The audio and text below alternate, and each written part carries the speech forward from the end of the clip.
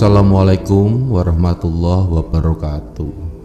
Ada tiga satria di belakang bangkitnya kejayaan Indonesia. Sejarah panjang perjalanan bangsa Indonesia menuju pencapaian sempurna menjadi barometer kesejahteraan dan pembangunan. Telah mengalami rentetan panjang peristiwa besar melalui pengorbanan dan perjuangan. Sang pemimpin dianggap sebagai kesatria pemegang kunci atas pencapaian tersebut. Satrio Kinunjuro, Satrio Muktiwibowo, dan Satrio Piningit. Ketiga kesatria inilah yang dianggap mampu mencapai kesempurnaan bagi Indonesia. Kemunculan sosok satria tersebut terlihat sejak zaman Soekarno, Soeharto, dan Susilo Bambang Yudhoyono. Permadi, salah seorang politikus dan tokoh spiritual Indonesia, mengatakan masa depan Indonesia sudah dijongkokkan oleh Jongko Joyoboyo yang sekarang ini sudah mencapai tahap akhir. Joyoboyo tidak menyangkut kepemimpinan yang batasannya hanya setahun atau 2 tahun. Indonesia dalam pandangan Joyoboyo akan dipimpin oleh tiga kesatria: Satrio Kinunjuro sesudah Bung Karno, Satrio Muktiwibowo sesudah Pak Harto, dan Satrio Piningit. Lah, dalam pandangannya Permadi menegaskan ramalan Joyoboyo tidak mengenal kepemimpinan berdasarkan Noto Nagoro. Joyoboyo hanya menekankan akan adanya zaman edan untuk Indonesia yang dimulai sejak zaman Soeharto dan akan ditutup di era Susilo Bambang Yudhoyono, tukasnya. Sekarang sedang menjadi puncak zaman edan. Digambarkan zaman edan seperti lanang atau lelaki menjadi wadon atau wanita ya, waria, yang perempuan menjadi laki-laki dan terus menjadi kebiasaan. Hilangnya keperwiraan lelaki dan perempuan yang kehilangan rasa malunya. Ada penekanan-penekanan pemerintah yang atas dan menengah menginjak yang bawah. Mereka yang diinjak tidak bisa apa-apa, akhirnya timbul goro-goro atau revolusi alam dan manusia. Indonesia akan bangkit pasca kehancurannya dan akan muncul Satrio Piningit yang akan membawa dan menjadikan Indonesia sebagai mercusuar dunia. Lalu menurut Permadi, figur spiritualis yang gemar dengan warna hitam ini mengatakan Satrio Piningit telah ada, tinggal keluar dan muncul ke permukaan saja untuk membawa Indonesia ke arah yang lebih baik dengan tatanan adil dan bijaksana. Ciri-ciri khususnya menurut Jongko adalah berdarah keturunan Mojopahit, sering dipermalukan orang, hidupnya terdampar, tersandung, sering sengsara, disebut Satrio Wireng.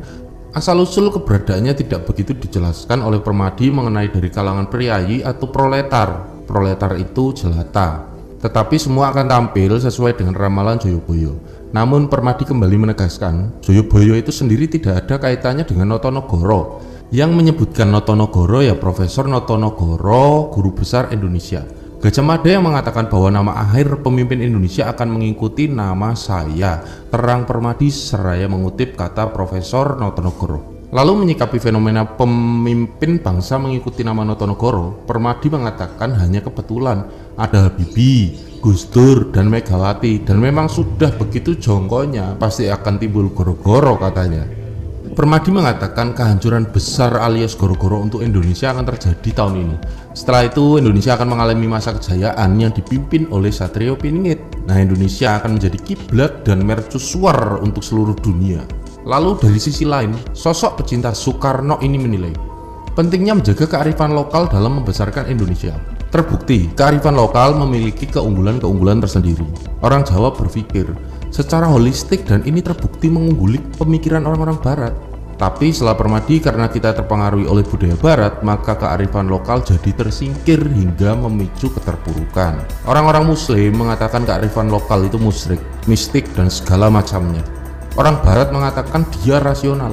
Saya tetap orang Jawa dan tetap melakukan pemikiran mistik, tetap melakukan kearifan lokal karena itu merupakan budaya. Terserah orang mau menilai apa, kalau saya kejawen yaitu agama saya. Ini budaya leluhur kalau di Jawa, pungkas Permadi. Dari dinamika politik yang terjadi sejak zaman Soekarno hingga SBY atau Susilo Bambang Yudhoyono, Permadi mengatakan belum pernah Indonesia mengalami keterpurukan, kehancuran, dan kemerosotan seperti sekarang ini. Dibandingkan zaman penjajahan dulu, kita tidak akan mengalami keterpurukan seperti sekarang ini katanya. Sebuah pandangan yang mengerikan jika memang benar terjadi goro-goro, namun juga akan menjadi sebuah jawaban atas harapan seluruh masyarakat Indonesia jika memang kehancuran tersebut bisa menjadi pintu awal kejayaan dan kesejahteraan menyeluruh yang sempurna bagi Republik Indonesia. Goro-goro itu revolusi alam dan revolusi manusia bersama. Pasti akan ada bencana alam yang sangat besar, pemberontakan rakyat, dan itu pasti. Mungkin tsunami yang dulu baru awal, nanti akan ada yang lebih besar lagi. Semua kejadian dan kehancuran menurut Permadi adalah awal kemunculan Satrio Piningit yang memiliki kekuatan dari Tuhan seperti layaknya pada zaman nabi-nabi. Tuhan kan memiliki siklus, manakala angkara murka sudah menguasai dunia dan manusia tidak lagi berdaya, maka Tuhan akan menurunkan keadilan. Apakah ini berkorelasi dengan terjadinya pandemi corona ini yang terjadi di dunia? Wallahu a'lam bishawab. Doa itu memang terlihat sederhana, tetapi kejam. Kalau Tuhan sudah menurunkan keadilan, lihat saja pada zaman Nabi Nuh, semua orang mati tenggelam kecuali yang naik perahu. Zaman Nabi Lut, semua orang terpendam di tanah kecuali yang eling. Zaman Nabi Musa, semua kena api, kena laut yang membelah. Zaman Nabi Muhammad Rasulullah SAW, semua jahiliyah hancur lebur. Nah sekarang ini angkara murka sudah melampaui zaman-zaman Nabi. Tuhan pasti menurunkan kalau manusia Indonesia itu tidak berani melakukan zaman reformasi.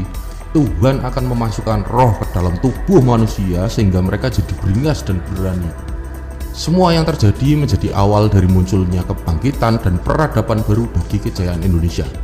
Munculnya Satrio Piningit, Permadi sendiri menerawang Satrio Piningit adalah seorang yang kemungkinan pincang dan sering dilecehkan orang.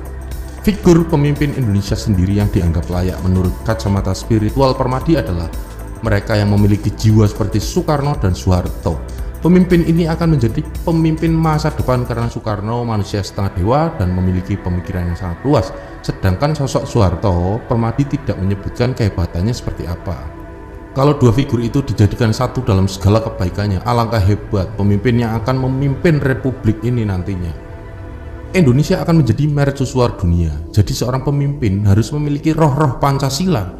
Itu diciptakan Bung Karno saat bertapa di bawah pohon sukun. Dari hasil pertapaan inilah masuk label atau logo. Ketika merenung di bawah pohon sukun, Bung Karno menemukan Pancasila.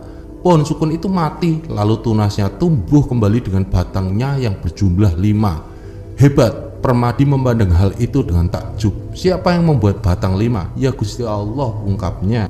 Indonesia sendiri sekarang ini telah mengawali kebangkitan. Terlihat dari banyaknya anak-anak indigo yang terlahir. Lihat saja anak kecil. Saya pernah didatangi anak kecil yang katanya bisa memanggil UFO. Bahkan ada anak perempuan Indonesia yang punya keahlian menerawang hingga akhirnya dipakai oleh Obama sebagai penasehatnya. Lihat saja pada pertandingan fisika internasional, Indonesia menang. Pekan pembuat robot, Indonesia menang. Itu menunjukkan anak-anak Indonesia luar biasa. Hanya tidak mendapatkan perhatian pemerintah. Sekali lagi tidak mendapatkan perhatian pemerintah. Semua bisa terjadi, peramalan, terawangan, bahkan fakta logis sosok pemimpin yang menguak dari sebuah realita hingga rentetan kejadiannya. Walhasil ujung-ujungnya menjadi sebuah harapan dari seluruh rakyat Indonesia akan tampilnya sosok pemimpin yang bisa membawa kebangkitan peradaban Indonesia menuju masa kejayaan yang adil, makmur, bijaksana, loh jinawe. Semua mengharapkan ada sosok pemimpin bangsa yang bisa membawa Indonesia menjadi mercusuar dunia. Harapan kerap melantunkan doa. Doa inilah yang selalu diusung menjadi kekuatan manusia ketika ingin sesuatu menjadi lebih baik lagi di masa depan. Maten para sedulur, matur sembah nuwun telah menyaksikan video kali ini. Rahayu, rahayu, rahayu.